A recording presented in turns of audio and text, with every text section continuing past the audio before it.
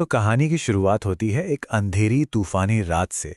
सोचिए, जोरदार बारिश हो रही है और रामलाल नाम का एक किसान शहर से घर लौटते हुए अपना रास्ता भटक गया है।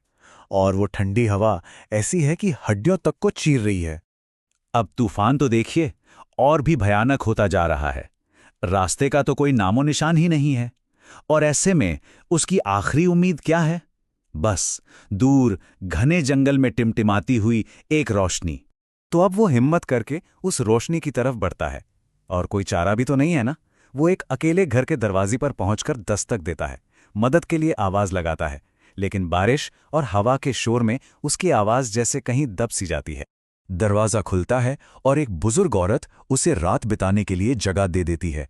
रामलाल की तो जान में जान आती है। वो उस अजीब से सुनसान घर में अंदर चला जाता है, इस बात से बिल्कुल बेखबर कि उसका ये फैसला उसकी जिंदगी बदलने वाला है। तो अब रामलाल सोने की कोशिश कर रहा है, लेकिन बाहर तूफान के शोर के बीच उसे एक ऐसी आवाज सुनाई देती है जो दिल में एक अजीब सी बेचैनी पैदा कर देती है। एक ऐसी आवाज जिसका वहां होना ही मुमकिन नहीं था।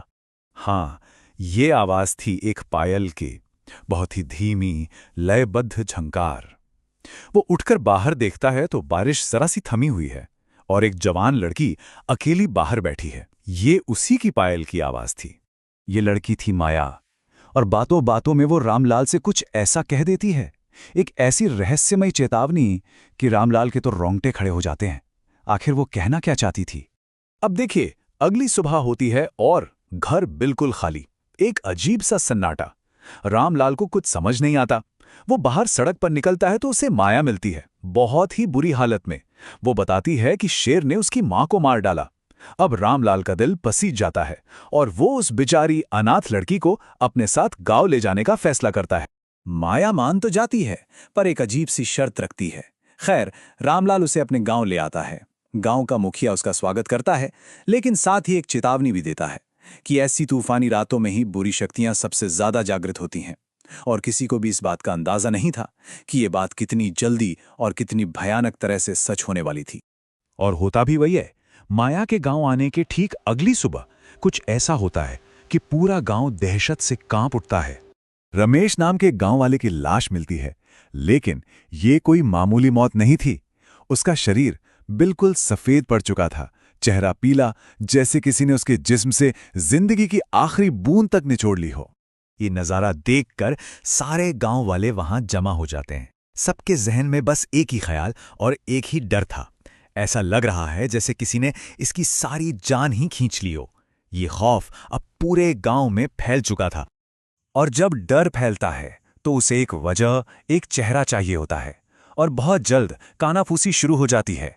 शक की सुई घूमने लगती है और आकर रुकती है उस नई लड़की पर, माया पर। अब रामलाल तो सबके सामने माया का बचाव कर रहा है, लेकिन उसके खुद के मन में भी शक का कीड़ा घर कर चुका था। कहीं गांव वाले सही तो नहीं? उसकी माँ उससे कहती हैं कि सच जानना ही होगा और इसका एक ही तरीका है, आज रात माया का पीछा करो। और वही होता है। आधी रात को पायल की आवाज फिर से गूंजती है। रामलाल चुपके से माया के पीछे चल देता है, धड़कते दिल के साथ। हर कदम उसे एक ऐसे भयानक सच के करीब ले जा रहा था जिसे शायद वो कभी नहीं जानना चाहता था। और फिर एक पेड़ के पीछे छिपकर वो जो देखता है, उससे उसकी रूह कांप जाती है।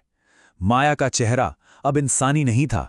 एक पल में वो एक खौफनाक राक्षसी में बदल जाती है और अपने अगले शिकार पर टूट पड़ती है। अगली सुबह बुरी तरह डरा हुआ रामलाल गांव के बड़े बुजुर्गों को सारी सच्चाई बता देता है। अब ऐसी शैतानी ताकत से लड़ने की हिम्मत किसमें थी? उनके पास बस एक ही रास्ता बचता है, भगवान की शरण। सब मिलकर मां काली के मंदिर जाते हैं। रामलाल अपने गांव की रक्षा के लिए प्रार्थना करता है और कहते हैं कि देवी उसकी सच्ची भक्ति से प्रसन्न होकर प्रकट हुई और उन्होंने उसे उस बुराई से लड़ने के लिए एक दिव्य अस्त्र दिया, एक शक्तिशाली पवित्र मंत्र। ये मंत्र था ओम क्रीम कालिकाये नमः रक्षस्व माम सर्वतः। ये पिशाचनी के खिलाफ एक सुरक्षा कवच की तरह था। अब इस दिव्य शक्ति के साथ रामलाल एक डरा हुआ किसान नहीं था, वो शैतान का सामना करने के लिए पूरी तरह से तैयार था। तुम्हारा सच सामने आ चुका है माया। रामलाल सीधे उसका सामना करता है और बस सारा नाटक खत्म। माया अपना इंसानी नकाब उतार फेंकती है और अपने असली भयानक रूप में रामलाल पर हमला कर देती है। लेकिन इस बार रामलाल डरा नहीं, वो तैयार था। जैसे ही वो मंत्र का जाप शुरू करता है, उसकी दिव्य शक्ति से पिशाचिनी जलने लगती है। वो दर्द से चीखती है।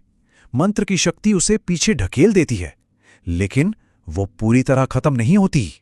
और गायब होने से ठीक पहले वो एक खौफनाक धमकी देती है, एक वादा जो उस गांव के ऊपर हमेशा के लिए एक काले साए की तरह मंडराने वाला था। तो फौरी तौर पर खतरा टल गया था, लेकिन गांव में राहत की जगह एक अनजाना खौफ था। और यहीं पर यह कहानी एक सवाल छोड़ जाती है कि कोई गांव एक शैतान के लौटकर आने के वादे के साथ कैसे जी सकता है। ये हमें सोचने पर मजबूर करता है कि कुछ तूफान शायद कभी पूरी तरह खत्म नहीं होते।